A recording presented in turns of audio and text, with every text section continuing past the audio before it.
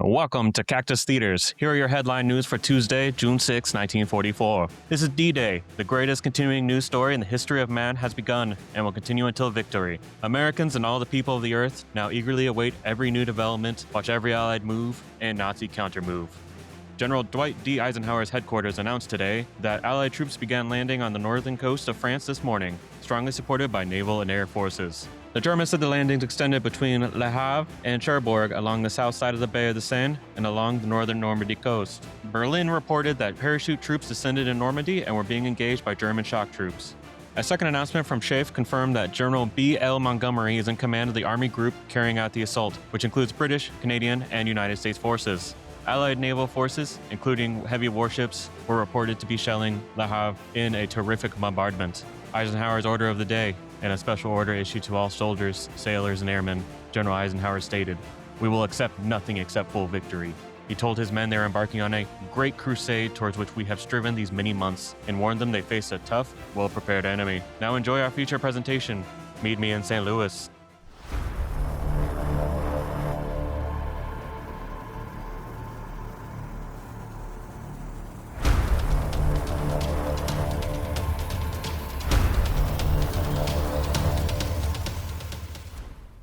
Attention! Welcome to Amblin' Through Cinema Company, Doughboys. We are a podcast dedicated to exploring the stories and film craft, defining the creative giants of the silver screen. Today, we're enjoying the explosive and brutal experience of Steven Spielberg's Saving Private Ryan, released in 1998. I'm your host, Lieutenant Tyler Birch. Aye, sir. Crystal, reporting for duty. All right, men. So today we're going to be talking about Saving Private Ryan, the fourth attempt that Spielberg had at a World War II movie. So if you're not familiar with Saving Private Ryan, Tom Hanks, war, Normandy, trying to find Matt Damon. Lots of stuff happens along the way. Lots of people die. So we've gone from the attempted comedy of 1941 to the high-flying Empire of the Sun from the British China occupied side to the heart-wrenching black and white adventure that was Schindler's List. And now here we are in a literal war zone with Saving Private Ryan. So let's go ahead and we're going to do our first impressions. So Mom, why don't you go ahead and tell us a little bit more about your first time seeing Saving Private Ryan and just kind of your feelings in general about it. Okay, so this one I did not see in the theater. I imagine Larry wouldn't go see it because obviously it's pretty gory. I feel like if you get him past the Normandy part, you might be okay, but Yeah. there's no way once you come in there and bodies be flying. I think I watched this without him on cable back when we had cable in probably 2000. The first 25 minutes, oh my God. And grips you. Yes, you're like there. And then you're coming down from the adrenaline shock like the whole rest of the time, practically. Yeah, it was an amazing movie. I got to be honest, I hadn't watched it again until we watched it for the podcast. It's not one that I'm going to seek out, so I really appreciate the theme of it and everything. It's just such a masterpiece that you get it out on special occasions like your fine china. I don't know what those occasions would be. I'm trying to think of what that would be. I don't know, Christmas or... Christmas? I don't know about Christmas. Maybe Veterans Day? Veterans Day. Yeah, you could do it for Veterans Day. Armed Forces Day. That was a big deal on Hawthorne. Armed Forces Day. That makes sense. Yeah. So what about you? So this is my first time seeing it. Definitely an incredible movie. I know this is one of the ones that when we started this journey, you were most looking forward to us watching together. I always get worried about those expectations. It's not going to live up to what we're imagining. This one I was very surprised about. Well, I guess I shouldn't be that surprised at Spielberg and Tom Hanks. You can't really go wrong with that combo. They're BFFs. They are. This is the Hanks era. But no, I think they did a great job. I love Tom Hanks in this. I really liked actually everybody in it. And it was really weird because they're all young men. And most of these people that I have met were not young men when I met them. I want to say almost every single one of them except for Vin Diesel. I've watched other war films. I'm not a big war movie buff. Yeah, no, I think it was incredible. Bookends beautifully with the visit to the cemetery and just the themes that they were going through and what each character was. I love the camaraderie in this movie. Yes. The dialogue feels so natural because these are all just young men. Yeah, they're going to be, making fun of each other, but also they care about each other. It's not always about right versus wrong. It's about protecting your buddy that's in the foxhole next to you. Right. This movie really channeled that. And I think that's why it was so successful. It wasn't just Allies versus Nazis. It was just about this one squad that was down in the dirt, what they were doing to survive and the losses they took and just feeling all those emotions. I agree with that. It didn't have your typical, when I get back home, I'm going to have a hot dog from Yankee Stadium. I'm going to go propose to my girlfriend. Exactly. And then next thing you know, they're gone. You're right. There weren't the death flags like there are in a lot of other media. There's somebody that was there and they all of a sudden gave us all this backstory into the life. And I would just oh no, before the big battle, dude, no, come on, man. Reverend Sniper. Dude, he was awesome. I know. I really liked how they incorporated his religion into what he does. Like, he's not preaching to other people. No. But to him, he wants to be absolved for the sin of using the sniper rifle, so he repeats those passages. I love quiet moments like that. That's what really feels like legitimate world building. Mm-hmm. But I really liked how they had just that nuance on there. Ironically, it's not Private Ryan that this movie's about. I would even say it's not totally about Miller. I would say it's about Upham. Think so? I think his journey of morality through this movie is what really gives it the life. Miller does a great job. Maybe it's like 50-50. I did read that it does shift to Upham. I mean, maybe, like you said, 50-50. The whole back half of this movie, maybe starting with the German soldier, Steamboat Willie. Yeah. That's when it becomes Upham's journey. So Upham is that surrogate for the audience. I really wish it wasn't Upham. We've spoken about this even off mic. You don't know how you would react in these situations. I know a lot of people see him as a coward, because he froze. That's one of the things for fight, flight, freeze, and I think fawn. Back in my day, it was just fight or flight. Fight or flight. Now we're expanding our horizons. So yeah, I kind of wish Carp had survived. I would have loved to have gone through his perspective. I think it would have been really interesting to see him survive after saving the girl and see if maybe that starts to influence his own morality. Yeah, maybe. Because he almost died trying to do the right thing. Yeah. Does that mean that doing the right thing was the wrong thing? And just kind of that intricacies. But Vin Diesel had to go do Fast and Furious. So Family. Captain reminds me of my niece. I got to save her. That's how he got the job. That's right. Yeah. You're right. They said, we need somebody that really cares about family. Well, there's this guy that's there for 10 minutes and all he talks about is family. And he steals the apples. I'm in. Yes, he does steal an apple. He was just munching on apples while they were getting ready to attack. Oh, I loved it. So now that we've talked about our first impressions, let's go ahead and jump into the magic of film with Mr. DNA, our favorite cinematic helix. What, he's back? Well, yeah, we only give him 4 vacation days a year. Okay, he was gone for more than 4. He uses them strategically. I've seen that on Facebook. How to make the most of your PTO. Good for you. At least I got a postcard. Did you get anything from this trip? No, he never does. Well, welcome back, Mr. DNA. Mr. DNA is already in town, so let's go ahead and hop into it. There is magic in Saving Private Ryan. The magic of a real story driving the film, which makes this a history lesson disguised as an incredible movie. In 1942, the 5 Sullivan brothers all served on the same ship, the USS Juneau. Shout out to Alaska. When it sank, all 5 brothers died. This tragedy changed the military's genetic code forever. The War Department created Directive 1315.15, the sole survivor policy. Now the Ryans are fictional, but the Nylans were real. They experienced heartbreak. Brother Edward went missing in Burma. Brother Robert died on D-Day, and Brother Preston died 1 day later at Omaha Beach. When the Army realized Fritz was the only Nylan left, they didn't send Tom Hanks and a squad of 8 to rescue him. They sent a chaplain named Francis Sampson. He tracked Fritz down and told him, "Son, you're going home." But wait, there's more. Here's the best part. Edward, the brother missing in Burma, he wasn't dead. He was found in a POW camp and made it home alive. The Nyland family legacy preserved. And bingo, cinema DNA. Thank you, Mr. DNA. We're really happy you're back. All right, so first up, we're going to do our characters. Only one person really to go for on this one. It's going to be Captain John H. Miller, played by Tom Hanks. Yes, he's the captain now. He is the captain now. So Tom Hanks, school teacher. School teacher, teaches English composition. Teaches English composition. Watches his wife in the rose bushes, pruning them. That's the one image that carries him through this whole ordeal. So he is the person that's in charge of the squad. He's the one that everybody looks up to. He is the Papa Bear. He is the Papa Bear. Make sure all these baby bears get home. Throughout the course of this movie, we realize something scary. Papa's human. What? Yeah. No. I know. Who gets to pull on that one? Who gets to pull on that one? Yeah. That he's human? Well, my money was on Terminator, so I'm out. Oh, okay, Yeah. okay.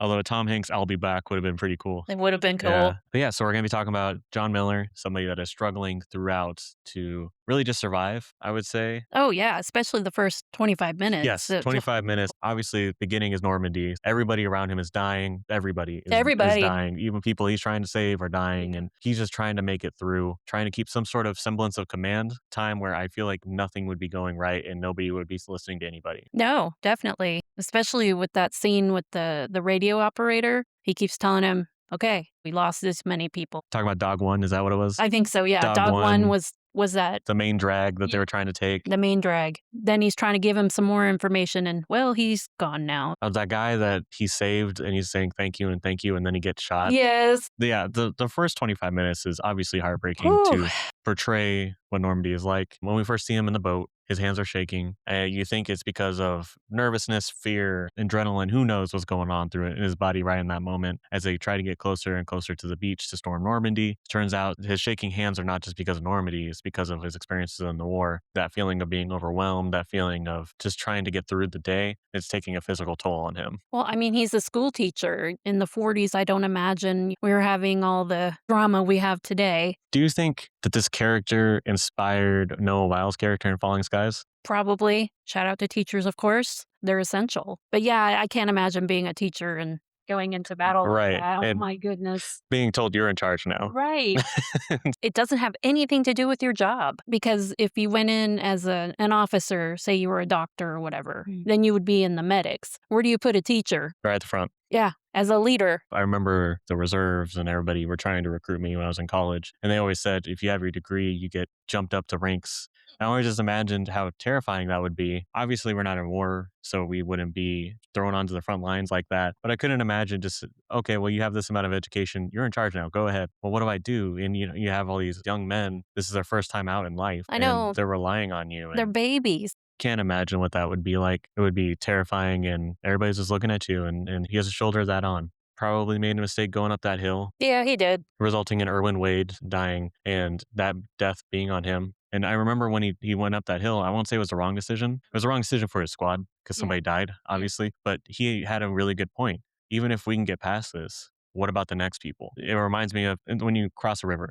You can cross a river on your own. You can swim across just fine. Then what about the next person? What are they going to do? Right. It was selfless, which is a quality most teachers have. They were his students, basically, even though he wasn't. Well, I guess he was teaching them stuff, life lessons along the way. That's probably why he got along better with Upham, too. He's the journalist, kind of like on that same scholarly level versus the rest of the squad, who are obviously people who had just graduated high school and they didn't have those soft skills that Right. Upham did. So that might be why they were able to connect so quickly. Yeah, and maybe he saw himself in Upham. Upham hadn't been in any battle yet. No, he was only chosen as translator. And the only reason why he let Steamboat Willie go is because Upham said this is the right thing to do. And he reminded him, all the rest of the squad who had gone through all these trials and have experienced the horrors of war, they obviously were, murder hobos and just wanted to kill everything, understandably after going through everything that they probably have gone through. But like Upham is the one that said, well, no, regulations, blah, blah, blah, reminded him, no, we do let people go. Yeah. Yeah, because we talked about, well, they don't have a choice. They can't take a prisoner of war. What are they going to do with them? I guess they didn't know who was coming up behind them. They didn't have very good communication, obviously. But just to let him go, he got picked up and thrown back to the front line. So Exactly like what the rest of the squad said would happen. pretty much. That final battle would not have gone as well if it hadn't been for him and his squad helping out. They probably would have lost that bridge. Oh, definitely. Before the Cadillac of the Sky showed up. He took command of that area, made it as defensible as possible. I wouldn't say it was very defensible, but he at least made the best that Of he what could. they had. I mean, they didn't have much. I think he did a great job. And even his death. Earn this. Earn this is Ugh. a pretty great line to go out on. Yeah, I know. I like it because it's so dire. He thought he had to get up there on that bridge and defend it, and he ended up getting shot. And the futility of it is that 10 minutes later, maybe not even 10 minutes later, Allied forces showed up, saved the day, and so he could have survived. I appreciated the futility of it. That's war. That's how it goes sometimes. He made us care about him. They did make us care about him. And Yes. Ryan care about him to the point where it leads into the end where he talked to his gravestone. Yeah, I think he did a fantastic job with this character. There's a lot of characters in this movie Yeah. that you're trying to keep track of. Anytime that Tom Hanks is on screen, you're paying attention to what he's doing. A, because of Tom Hanks, but also it's just he did such a good job with He this was the one. And captain. yeah. This was post Forrest Gump, Yeah. It's post Forrest Gump, post Toy Story. post Big. He's got a few things under his belt. So yeah, next we can talk about Private James Francis Ryan, played by Matt Damon. The whole time the squad is saying, why are we doing this? He's probably dead. It's one guy, which is fair, but you got to follow orders. I think saving this one guy would make John Miller feel like that he was saving everybody because he lost so many people on Normandy. He's losing a lot of people on this journey. That's true. He had to put together, I don't want to say ragtag, but you, okay, come on. We don't know much about him. I remember you asking me, when are they finding this guy? We don't find him until what? There's an hour left of the movie or 45 minutes, which is another reason why we say this movie is not about him. It's really not. No. I mean, it's really about this squad. He's obviously in the bookends. He's the one that they said, you're going to be coming with us. We've completed our mission. They're all happy. And he says, I'm not leaving my group. We need to defend this bridge. And so they make the decision to also defend the bridge. Which is kind of disobeying a direct order. had Private Ryan died, oh, yeah, I had him, but had to defend this bridge, so we lost him. And if he had died, they would have died. Oh, okay. You go, we go. Yeah, there's not a whole lot about him. Matt Damon just is there. Honestly, as a character, I didn't connect with him. I'm going to be honest with you. Yeah. Not the biggest Matt Damon fan. He's cool as Bourne because it's Bourne, but not because of his portrayal. And that's pretty much how I felt about all the things I've seen Matt Damon in. Now, I've not seen Good Will Hunting. So obviously the biggest one that everybody talks about, I have not seen about his portrayal. I've not seen. So everything else I've seen him in, he's just kind of there, kind of a wooden block. And that's what you get from this. Then we have Sergeant Mike Horvath, who does exactly what a military man would do, which is always have the back of his captain, to the point where he pulls the gun on the other squad members when they try to go AWOL. It doesn't matter if it's the wrong orders. He will obey the orders of the person that's above him. Yeah, what'd you call him? That he's his ride or die. Yeah, Miller's ride or die. He's Miller's ride or die, which is, I mean, it's true. He would have backed up any play that John Miller had. Didn't he go up with him on the hill? I mean... Yeah, I think he was the one person that was there with him. So once you go through something like that, we'll do whatever. We'll get into the squad a little bit. Private Richard Riben, who is from Brooklyn, as you see on his jacket. He is probably the biggest realist on this team. He's willing to go AWOL because he doesn't want to get killed. Yeah, he was the first one, wasn't he? He was basically out the door until Tom Hanks gave his little speech and he said, all right, I'll go and do this, whatever. That's the thing that I like about this too. He was arrogant. He was young, willing to disobey orders if it means saving his life. But at the end of the day, he was also protecting Ryan. He was still following on his duty. And I think that's what I really appreciate about him is that his attitude needs some work. But at the end of the day, he still follows the orders he's given and he's still going to try to help out the man that's next to him as much as possible. That's also the reason why he tried to go AWOL. It wasn't because of his death. It was because Giovanni Ribisi's, the medic, died. Next, we have Private Daniel Jackson, played by Barry Pepper. I only knew him from the Maze Runner series 20 years later with a mustache, so he looked very different to me in this one. Yeah, very young, right? Yes, it took a really long time for me to connect who that was until I saw the name. But we've talked about him. He's a religious sniper. I liked his character a lot. Unfortunately, another casualty, but I really liked what his performance was. It wasn't in your face about the religion. He was just whispering it to himself to give him the strength that he needed to be able to snipe. Next, we have Private Stanley Fish Mellish. He is Jewish. Germans were walking by? Yes, and he was showing them the Star of David, yeah. And I think saying the German word for Jew. Juden or something. Juden. Yeah. Yeah, so he's rubbing it in their faces. So clearly a lot of his attitude has been influenced by what he's seen in this war and what's happening to people just like him. Just adding that little extra context helps a lot because he is, other than that, just a dick. But he completed the mission as long as he could. He had that knife fight at the end. That was a desperate struggle. Was he the one that got stabbed in the throat? Was it in the throat? Where the German was on top of him and the knife slowly goes into his body, which is always such a really intense way to kill somebody. I think that was the other guy. No. It was the guy with him. That was the guy that got shot in the throat. That was the commander of the bridge. He got done Dexter style. As he's trying desperately to stop it. And we watch Upham not go upstairs and save him. And then that German is the one that lets Upham go, remember? Yes. He's like, oh no, I'm not a combatant. And he lets him go. But he killed Fish. I think that was probably out of everybody that died, other than like Captain Miller, obviously. I think this is the most devastating death in the bridge area. Yeah. It's the one that stuck with me the most. Because they had just connected him and Upham because of FUBAR. Yes, because FUBAR, which they kept saying throughout the movie, and he kept wondering what it was. Didn't they say it was like a German word? Yeah, he looked it up in his little German dictionary, and he's like, I don't see it. I know they were not pranking him, but it was nice when he finally figured it out. And Fish was there, and I don't know, they had a moment. Makes it more tragic that Upham froze and didn't do anything to help him, because he could have gone up there and easily have saved Fish. We have Private Adrian Carpazzo, Carp. Yeah, we're like, there's Fish and Carp. Played by Vin Diesel. We've talked about him a little bit. He steals apples. He tries to save nieces. Unfortunately, a German sniper gets him. That scene was really stressful because he could have been saved. If they could have taken care of the sniper quick enough, he pretty much just is on the ground bleeding out that whole time. Holding his letter. Yeah, trying a letter to his dad that he's trying to give to Fish to deliver to him. Yeah. And unfortunately, I don't think that letter ever got delivered. Upham probably survived. Could have delivered it. That was the thing to do. I don't know if it was in the 40s or if it was more recent wars. You usually trade your letters with a buddy. So in case you get, that buddy will deliver it or send it or whatever. So I was surprised that he had it himself. Maybe they were just newly formed. He was pretty, I don't want to say arrogant. He was confident, very confident. I mean, they made it through quite a while to make it to 1944. When you're young, you think you're invincible. Of course. It could happen to other people, but it won't happen to me kind of thing. But yeah, he had the smallest amount of screen time.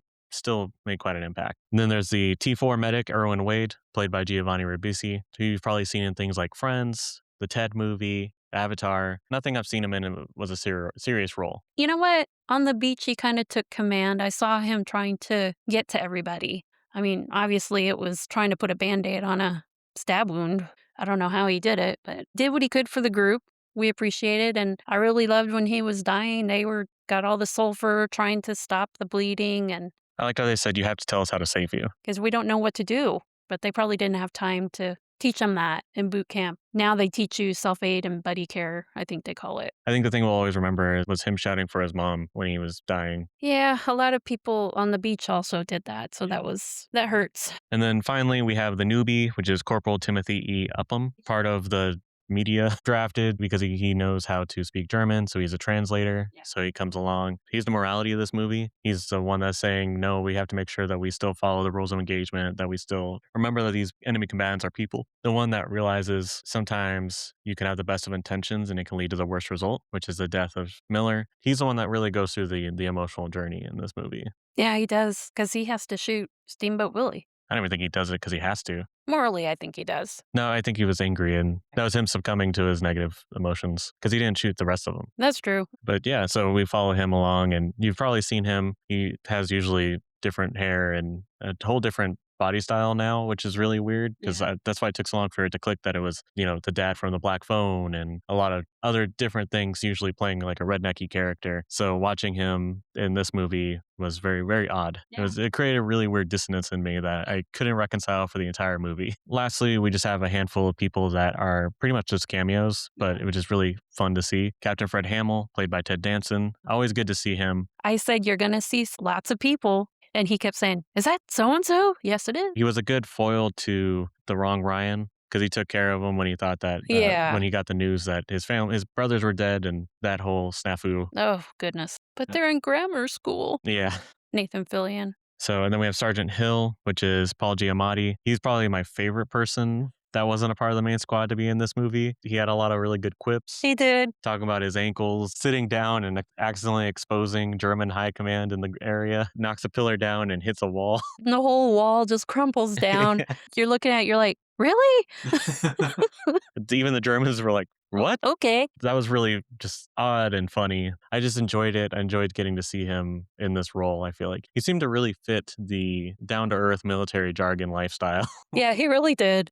Yeah, I thought he did a great job. And he gave us a little bit of a breather. And then we have the War Department Colonel, which is going to be Bryan Cranston. Yeah. Very briefly in this movie, very early in his career-ish, I would say. Doesn't have a whole lot that he has going on, but it's just cool to see him. Always. And then Nathan Fillion. Yeah, Nathan Fillion, one of his first roles. Vaguely remembered he was in this, and then he showed up, and I was like, oh, that's right, because they have a podcast, and I've been listening to it, and they talk about it being one of his first roles. That whole scene was just heartbreaking and hilarious at the same time. Yes. Where he just got the news delivered that his brothers are dead, and so he's breaking down, and he's asked how they died. Tom Hanks says everything, all the different battles, and he's like, they're in grammar school. He really brought a level of emotion I wasn't expecting so early in his career. When he's like, oh, I was going to go take them fishing and everything. He was only there for 2 minutes, but I was really impressed with what he did. I feel like he did better with the emotional weight of that, better than Matt Damon did. That's actually exactly what I was thinking when we watched this movie. I preferred Nathan Fillion's reaction, thinking that all of his brothers were killed, versus Ryan's reaction where he was still kind of in shock and did that really weird story about the last time they were together. Yeah. With the girl. It was ad-libbed. It was ad-libbed? Yeah, I think I read it was ad-libbed. And we kept it, trying to come at it from like an angle of, well, this is what brothers do and stuff. And it was like, it's just such an odd thing to say. Yeah. Then, of course, we have Steamboat Willie, which we've kind of talked about. He's the German soldier that they run into.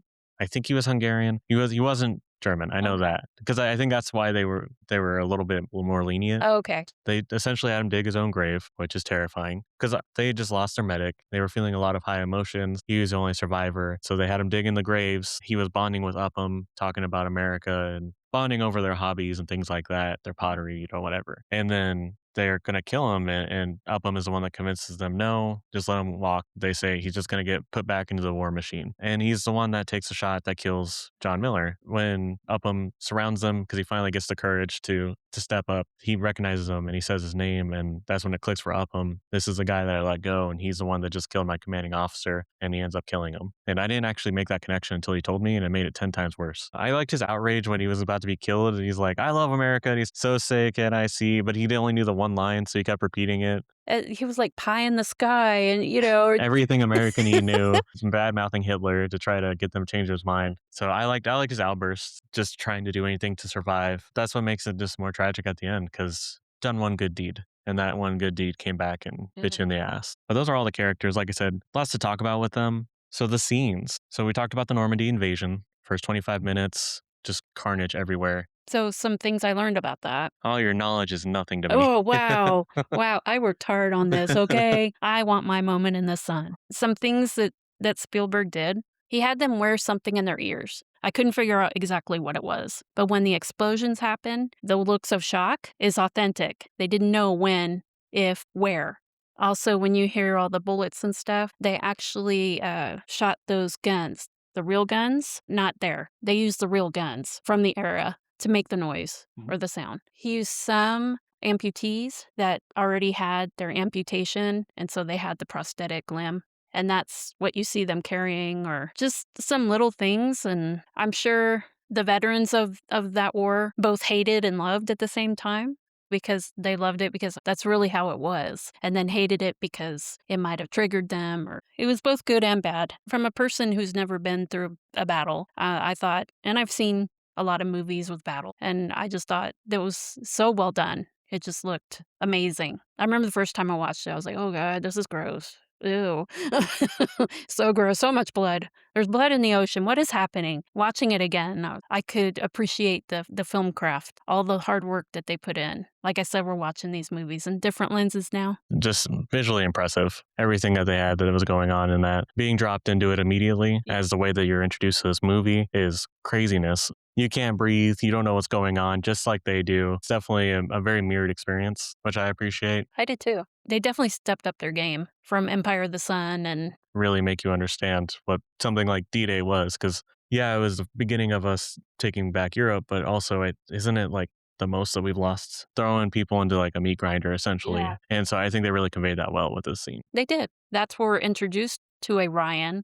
I believe it was S. Ryan. Yeah, we see the body. Okay, they didn't save him. He's dead. Uh-oh. That's before you learn about the whole angle of the brothers and everything. So what was the scene that you liked or you resonated with you? I mean, like I've said, the digging the grave was eerie. That scene really stressed me out. I'm a sucker for last words. So when John Miller said earn it, and I loved when they're in the cemetery and he's telling his wife, he's like, did I earn it? Did I live a good life? And just the breakdown that he has, I thought that was really spectacular. The only one that we didn't mention already that I think I liked was when they were playing with the dog tags to see if Ryan had been killed already. They're talking about it like it's a poker game. They're using them like chips. And these soldiers that had just gone through a battle are walking behind them, getting upset with them. And Giovanni Ribisi's character coming over and saying, guys, like, they just went through this battle. Can we not just treat this like it's a joke? And also just the story that they tell with those dog tags, like the one dog tag that had the bullet in it. I thought that was interesting because it shows a cynicism towards war. I would imagine if I was in war, I would be making dark jokes about it all the time. Yeah, we're very sarcastic people, so I could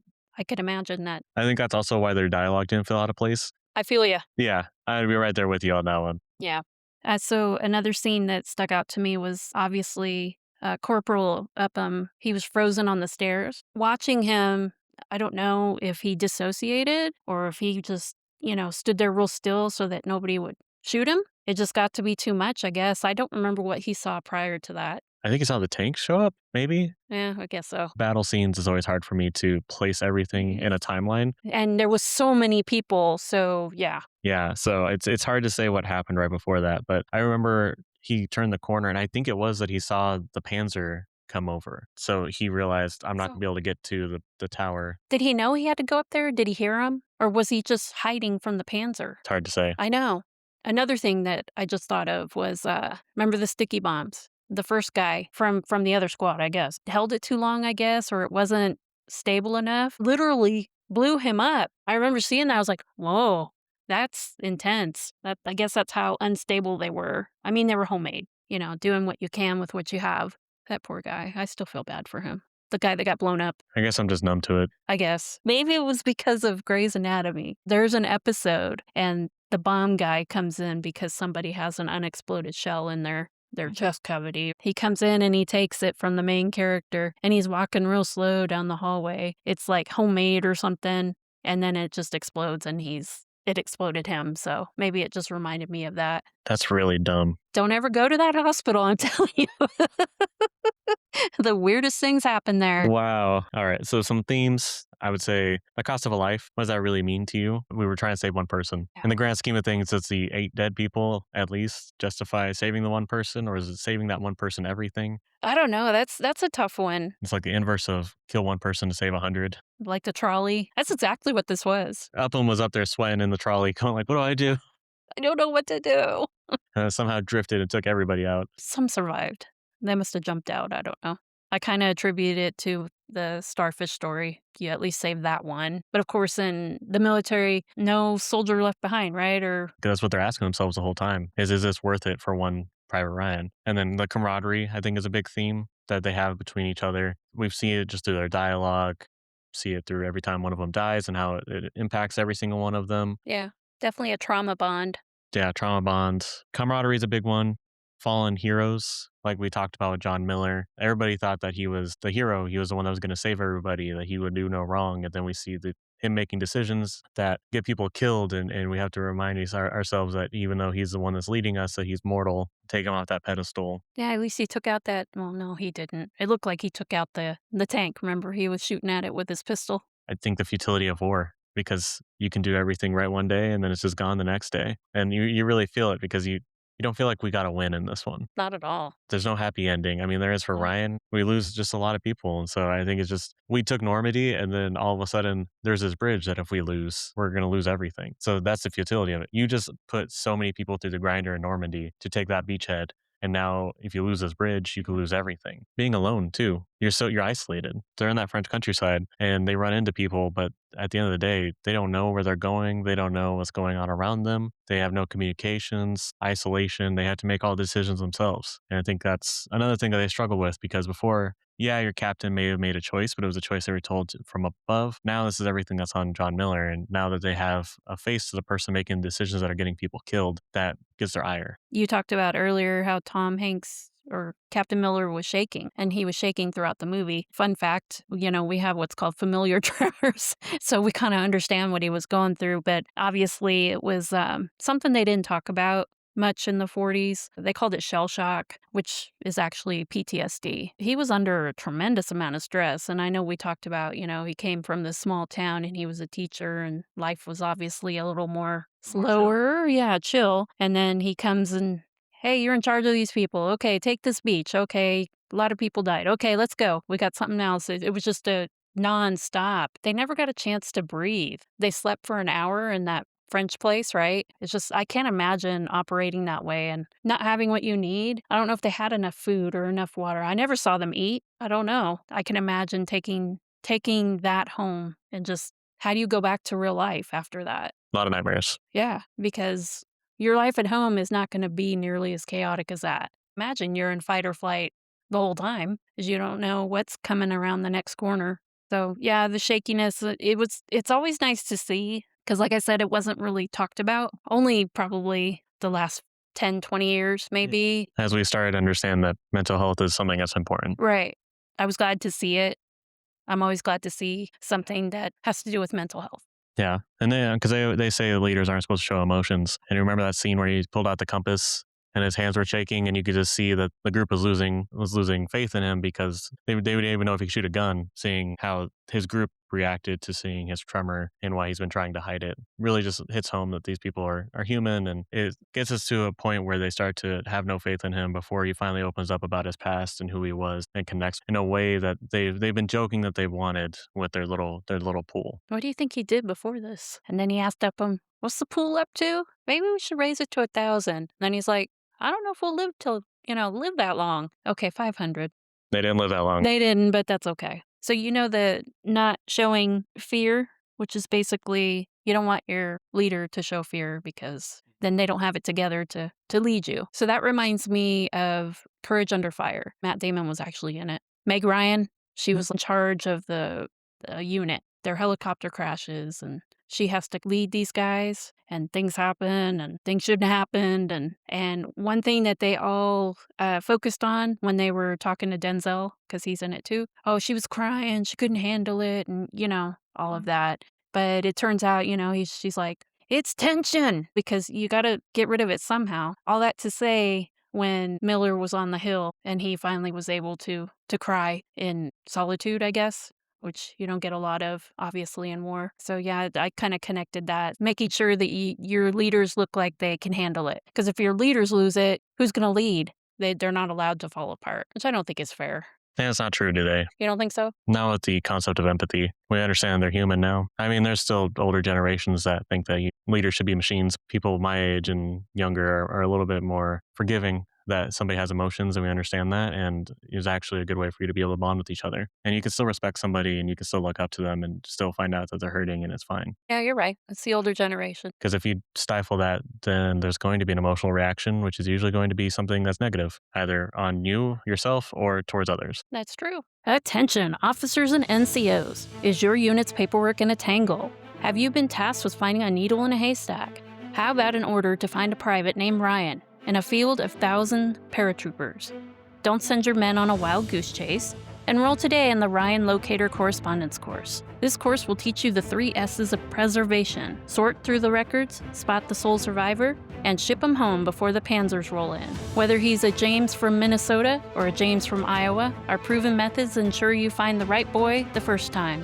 Why lose a squad when you can use a stamp? The Ryan Locator Correspondence Course, because some family trees have given enough. Available at all SHAFE-approved correspondence school kiosks. Preserving the home front, one soldier at a time.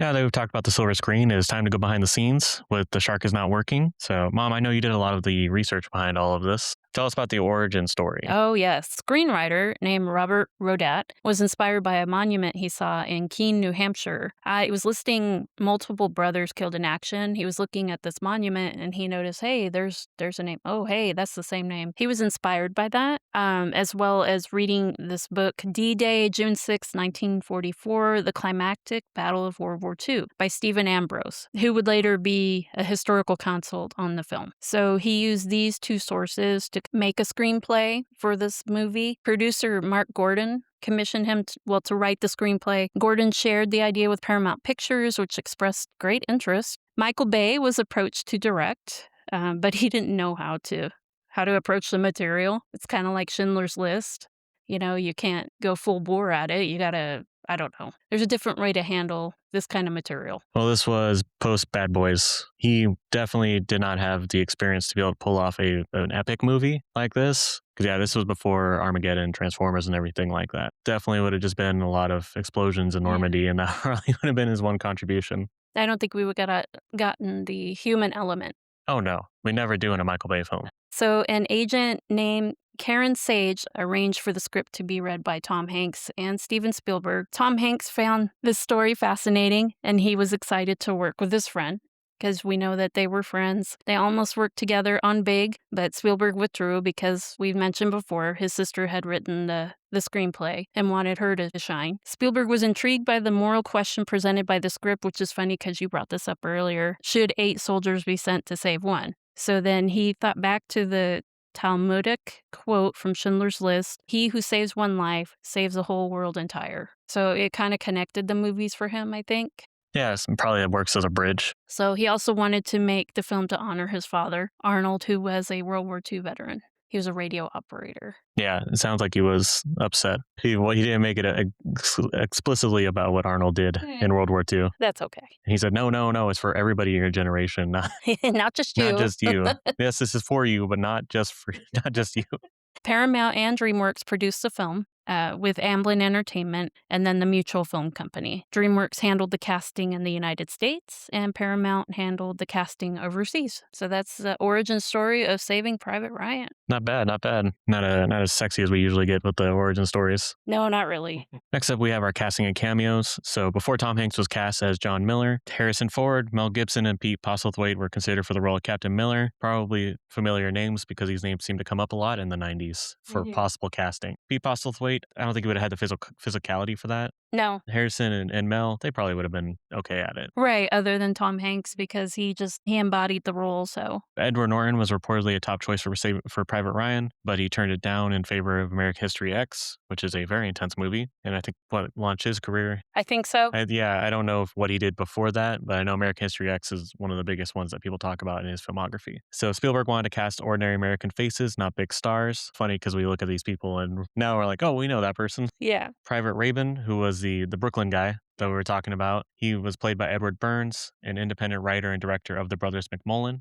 Private Carpazzo, as we had said, was played by Vin Diesel, cast after starring in an independent feature film called Strays, which he wrote and directed, which I think is really interesting. So this is a year before he does The Iron Giant, which I think people my age is what really launched Vin Diesel's career, because we all remember when he said Superman as he fought the bomb. Private Jackson was played by Barry Pepper, as I said in the Maze Runner series, is what a lot of people would know him from. Kinda, he's there, but he's not in your face about it. Private Mellish was played by Adam Goldberg. Tier 4 Medic Wade was played by Giovanni Ribisi, all at the beginning of their acting careers. He was also in Friends. Yeah, he was. Yeah, as Phoebe's brother. So that's the only 90s thing I really know him from. Billy Bob Thornton actually turned down the role of Sergeant Horvath because he is deeply phobic about water. Tom Sizemore was cast as a sergeant, but he did have to do a daily drug test because he was struggling with addiction at the time. And since he wasn't replaced, obviously he stayed clean during the whole shoot. For Private James Francis Ryan, Neil Patrick Harris was considered, and Edward Norton, as we talked about. Robert Williams is actually the reason why Matt Damon got the role, is because he had Spielberg visit him on the set of Good Will Hunting. We've established they're good friends with each other.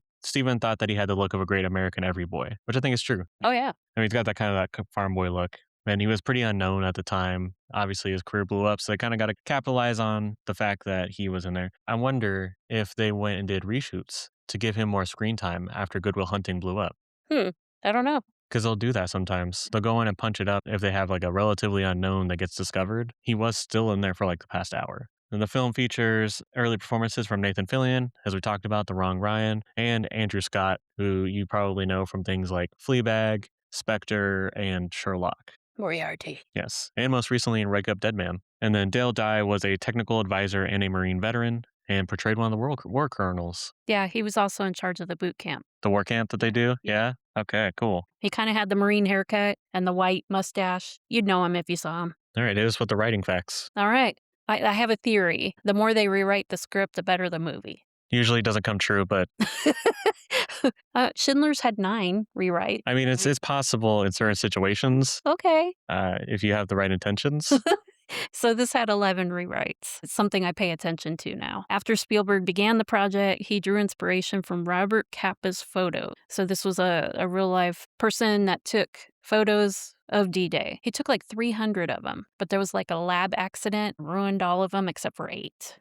Spielberg also dissected Rodette's script with help from Tom Hanks and Frank Darabont. Uncredited, Frank Darabont is known for The Walking Dead and directing Stephen King's films The Green Mile, Shawshank Redemption, and The Mist. And Green Mile's Tom Hanks. Yes, it is. So another uncredited writer to revise the script was Scott Frank, and he's known for Logan. Can't trust a man with 2 first names. I don't know. Also, Spielberg watched World War II documentaries and listened to survivors' testimonies, including his friend Samuel Fuller, whom he met in 1941, the movie. Samuel had made a film about Omaha Beach called The Big Red One in 1980. One thing that he shared that Spielberg took was that he felt the fear and then the noise. We talked about the sound design, and you mentioned them not knowing about the explosions and everything. I bet that was directly linked to that conversation. Yeah. All right, so next we have our production facts. Spielberg's original concept was to make it more of they're searching for Ryan to be a public relations effort by the War Department. It's public relations. It's showing, hey, we care about the family and the next generation, so we're going to make sure that we save 1 out of 4. I still think that it has those seeds in it, those elements to it, but he did change his mind a little bit after listening to World War II veteran testimonials. Yeah. But you can definitely see from the conceits that it was mainly a public relations. We have to make sure that we are showing that we are not just dooming generations. Well, there was an actual policy that they were supposed to follow. So the sole survivor policy. Because I mean, even in 300, which I rewatched recently, the only people that could come were people who were not the first sons that would be taking over the family. So you're good and Brandon is on Brandon's his way. off to war. Sorry, buddy. It's not us, it's the system. So we talked about the black and white filming, how he always wanted to do that, and he finally did that with Schindler's List. He considered doing that for this film, and I'm really glad he didn't, because then that wouldn't make Schindler's List so special. He made it look like it was colored World War II combat footage, because there's a movie called The Battle of Midway. And by that, I'm assuming you mean that it was black and white footage that got colored afterwards. They applied color. We talked about this while we were watching it, how it looked kind of grainy, because they did it with the combat cameramen, the handhelds, and doing it on 16 millimeter, making it kind of look blurry, and they had the desaturated images like they did in Schindler's List. They removed the protective lens coatings to achieve a flatter image and mismatched lenses. So you could see all of that, and to me, that provided an authentic experience. It looked like something you might have watched in the theater, like our opening. I'm really glad they did it that way. If they had done it in 4K, which they didn't have then, but it wouldn't have hit the same. I'm a sucker for details, so I always appreciate it when they do things like that. They used an image shaker when there was explosions and things. I was watching for this. I don't know if you noticed, but blood stained the camera. Deadpool style. Yeah, they were like, what if blood gets on the camera? He's like, I don't care. Do it. So, yep, they made this on the beach of Ireland because obviously Normandy Beach has been built up and it's not available to do. I feel like it would have been hard to get permission for that. So, yeah, and while they were filming, I guess those things, the Czech hedgehogs, I think those are those giant X's. The things that block the boats. Yeah, but they came in on low tide, so it didn't work. They did have a storm that destroyed several props, but they rebuilt everything. They stayed on schedule. You want to talk about the boot camp? Yeah, so Steven Spielberg had the main cast go through a grueling 6-day boot camp led by Dale Dye, as we mentioned, to immerse them into the action and the reality of being World War II soldiers. We've talked about Empire of the Sun. They did the war camp for that movie, and that's what led to Ben Stiller creating Tropic Thunder. So just to give you an idea of what these war camps actually have, everybody that was involved had to do 5-mile runs with full gear, 3 hours of sleep, terrible conditions. When the cast wanted to quit due to exhaustion, Tom Hanks convinced them to stay, earning their respect and helping them to understand the character motivations because they literally just went through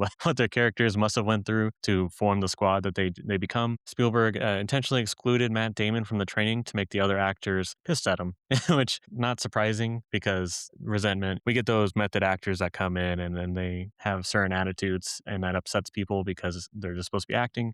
This is just kind of like a director's method of doing that. I mean, you could see it came out, especially with Ryben. He was very vocal about how he felt about And he wanted to leave him. Yeah, he did. So I would say that was a good psychological tactic. Yeah, because horror movies do that a lot.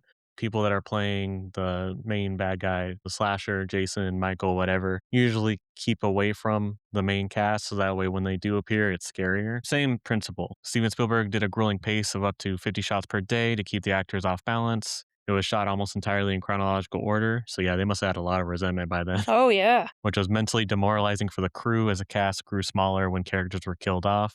Yeah, you can't walk with us anymore. No. Yeah, get out of here. Yeah. They used accurate boots from World War II using the last batch of period accurate dye, authentic boats and weapons, handheld cameras to mimic a soldier's perspective with the debris like sand and blood hitting the lens, like you mentioned. Thousands of gallons of fake blood turned the shoreline red. Interestingly, Spielberg chose not to storyboard the film. He positioned the camera spontaneously to react to the action and relied a lot on Dale Dye to ensure the combat choreography and explosion sizes remain historically grounded. The thing is good. Don't want too big a boom. So several key scenes were developed on the day of filming, including Mellish's brutal hand-to-hand combat death, which is suggested by Dale Dye. As we said, that was probably in that entire bridge scene, other than the death of the main character, that's what sticks with you the most. That slow death of being stabbed while he's trying to do everything desperately to save himself. And Brian's ad-lib monologue about his brothers that we already mentioned we didn't like. Probably the only thing in this movie I didn't like.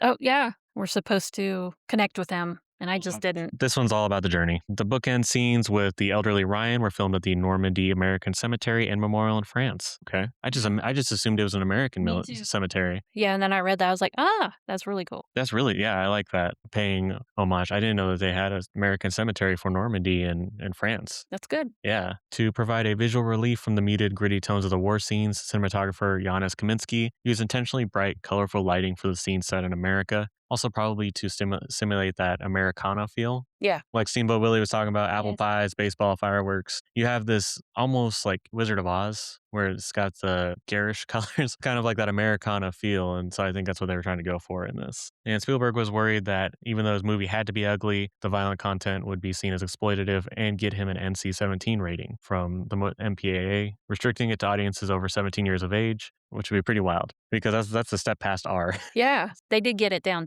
to R. Yeah. Tell us about our main man, John Williams. John Williams. I don't know if you noticed, I think I brought it up, but the opening siege on Omaha Beach had no music. I mean, I had the music of explosions. Well, yeah. And wails of death. Yeah, okay, you're right. But I meant like a instrumental anything. That's just all you heard. There was nothing. They wanted to make this movie as immersive as possible. There was no doom, doom. Exactly. Doom, doom, doom. Yeah. There was no nothing like that. Although for the boats, Yeah, that could have worked. You're right.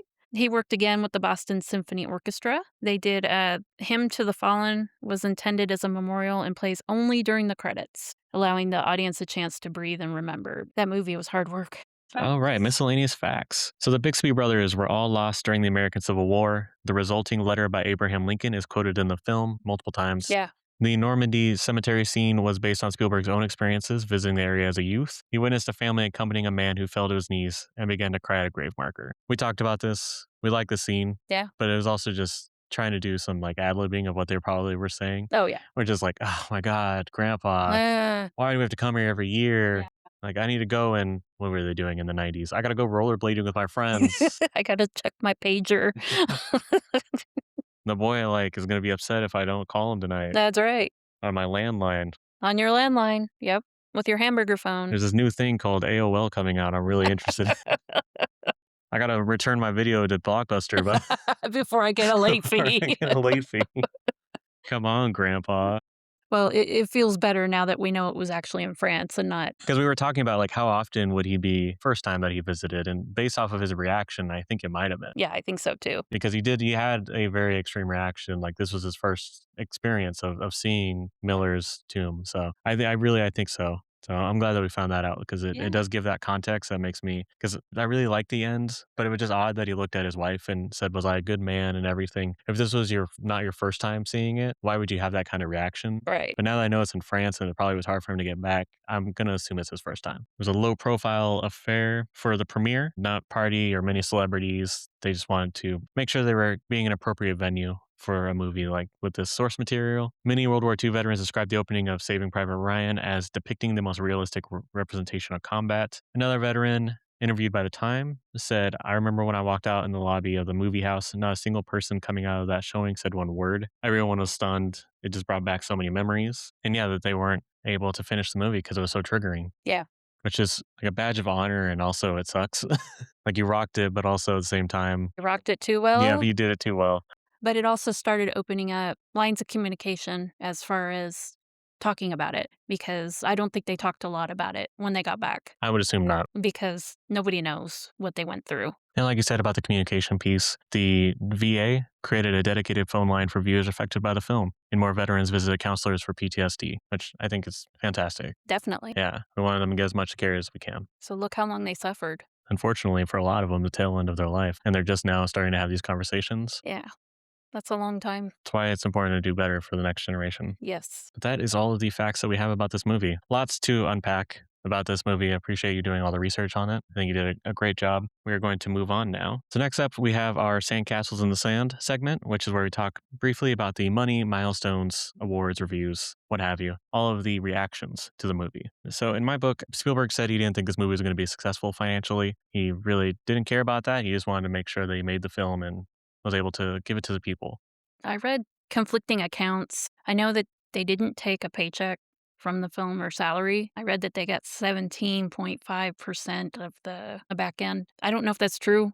That's just, I read that in one place, so I'm not sure. I couldn't corroborate it, so. It did cost $70 million to make, so almost as much as The Lost World, believe it or not. So that's going to be a second, about the same as Hook, and it made $482 million, so almost 7 times its budget. It was very successful, even though he didn't really care if it was or not. Same thing with Schindler's List, right? Yes, yeah. So, Yeah. That's what a lot of people that put out these movies, like, I'm pretty sure that's got to be how Scorsese feels. Yeah. He just wants to put out his art there. exactly. And if money comes, it's like Wes Anderson. When's the last time Wes Anderson's movies made money? I don't know. And yet all these people want to be involved with it. They keep coming out just because people like the art that he's putting out. So That's true. I think it's important not to always get bogged down in the box office, but pleasant surprise. Yeah. And it was number 2 box office wise for the entire year. Nice. Very exciting. As the domestic box office for July of 1998, number 1, we have Armageddon, which is actually Michael Bay. Michael Bay, Very different movie, I would say. back in his lane. Back in his lane, yes. Yeah. Making Aerosmith relevant again. I don't know Aerosmith's eras, but that's probably I was gonna say the song from Armageddon Yeah. is what I think made a lot of people back into Right, Aerosmith. Aerosmith. Hey, resurgence. It's good. Yes, it is. Yeah, so it grossed 155 million in July, and total gross was 201 million. And then Lethal Weapon 4. Wow, that was the end of the Lethal Weapon franchise. Starring Danny Glover, as we know as Mr. from Color Purple, was number 2. Dr. Dolittle, remember that movie a lot as a kid. Then Saving Private Ryan at number 4 with 56 million gross and total gross of 216. Next is The Mask of Zorro. What you just watched. Yes, I did watch it. Yeah, I just recently watched that one. Very fun adventure movie. Mulan is number 6. Yeah. Awesome movie. Kicks a lot of ass. Should do Saving Private Mulan. That's what we should do. There's Something About Mary, which is Ben Stiller, Small Soldiers, 6 Days, 7 Nights, and Out of Sight. I'm not familiar with the last 2. J-Lo is in Out of Sight, and George Clooney. 6 Days, 7 Nights is Harrison and Anne Heche. Okay. That's a fun movie. But yeah, so that's what that domestic box office looked like. We're going to go hop on over to the awards. This is before the big drought, everybody. It was nominated 11 times for Academy Awards: Best Picture, Best Actor, Original Screenplay, Music, Art Direction, and Makeup. It actually won Best Director. So second Best Director win, Best Sound, Best Sound Effects Editing, Best Cinematography, and Best Film Editing. So a lot of technical awards, which I think makes a lot of sense based off what we've seen. Pretty great that Tom Hanks got nominated for Best Actor. Yes. Mom, why don't you go ahead and tell us about the critic reviews? Okay, so I always look for Roger Ebert because I like stability in my life. He gave it 4 stars. Quote, Saving Private Ryan is a powerful experience. I am sure a lot of people will weep during it. Spielberg knows how to make audiences weep better than any director since Chaplin and City Lights. I'm going to guess that's a silent movie. But weeping is an incomplete response, letting the audience off the hook. This film embodies ideas. After the immediate experience begins to fade, the implications remain and grow. And that's what I like about these types of movies. You don't just cry and then move on with You're your not life. like, yeah, America, and Yeah. then you move on with your day. No. Like, what is man? Thank you, Steven Spielberg.